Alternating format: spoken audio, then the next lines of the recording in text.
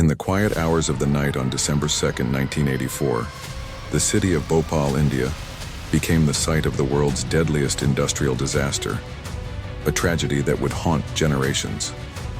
At around midnight, a poisonous cloud of gas silently began leaking from the Union Carbide India Limited, UCIL, pesticide plant. Within hours, it engulfed the sleeping city. People woke up coughing, choking, and screaming as their eyes burned and their lungs filled with fluid.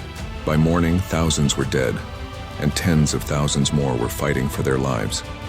What happened that night was not an accident of fate, but a chilling consequence of corporate negligence, poor safety standards, and indifference to human life. The Union Carbide plant in Bhopal produced a pesticide called 7, which used a highly toxic chemical known as methyl isocyanate, MIC. Stored in massive tanks, MIC is extremely dangerous. It reacts violently with water and must be handled under strictly controlled conditions. But by late 1984, the plant was a disaster waiting to happen. Maintenance was poor, equipment was broken, safety systems were turned off to save money, and workers were inadequately trained.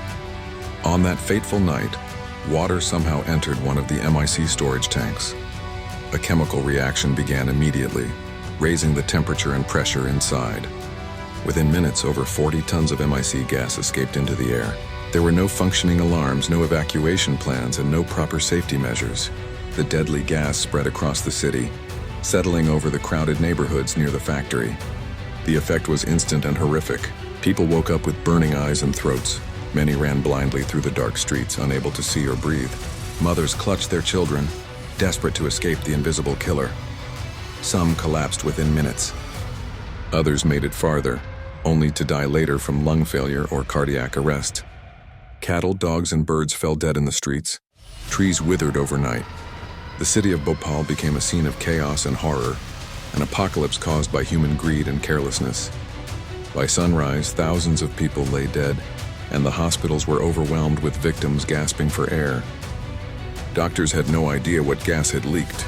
Union Carbide had not shared the chemical's composition with local authorities. Without that information, medical staff couldn't even provide the right treatment. Official reports estimated 3,000 people died within the first few days. But later studies revealed that the true death toll exceeded 15,000, with over 500,000 people suffering from injuries and chronic illnesses. Survivors were left with lasting damage: lung disease, blindness, skin disorders, neurological problems, and birth defects that still affect the next generation. Women miscarried or gave birth to deformed babies. The poison had not only killed the people of Bhopal, it had seeped into their water, their soil, and their DNA. The long-term environmental contamination remains one of the darkest legacies of the disaster. Union Carbide, an American company, tried to shift blame onto its Indian subsidiary, claiming sabotage or local mismanagement. But investigations revealed a pattern of cost-cutting and disregard for safety warnings. The plant's design lacked proper containment measures, and crucial safety systems had been deliberately shut down to save money.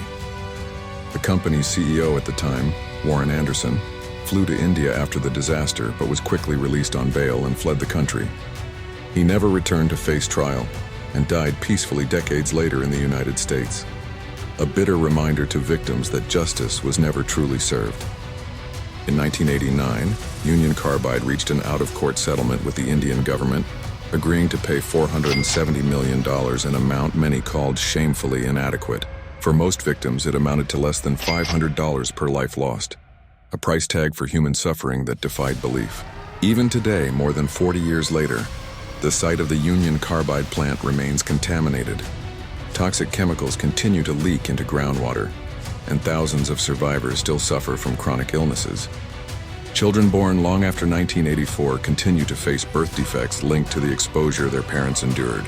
The Bhopal gas tragedy remains a powerful symbol of how corporate negligence, government corruption, and human apathy can destroy countless lives. It was more than an industrial accident. It was a crime against humanity. The people of Bhopal paid the ultimate price for a company's greed, and their suffering stands as a haunting warning to the world. When profit is valued over people, disaster is inevitable.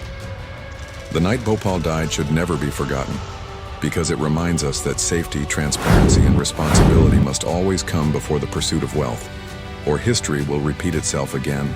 Somewhere else, in the same deadly silence,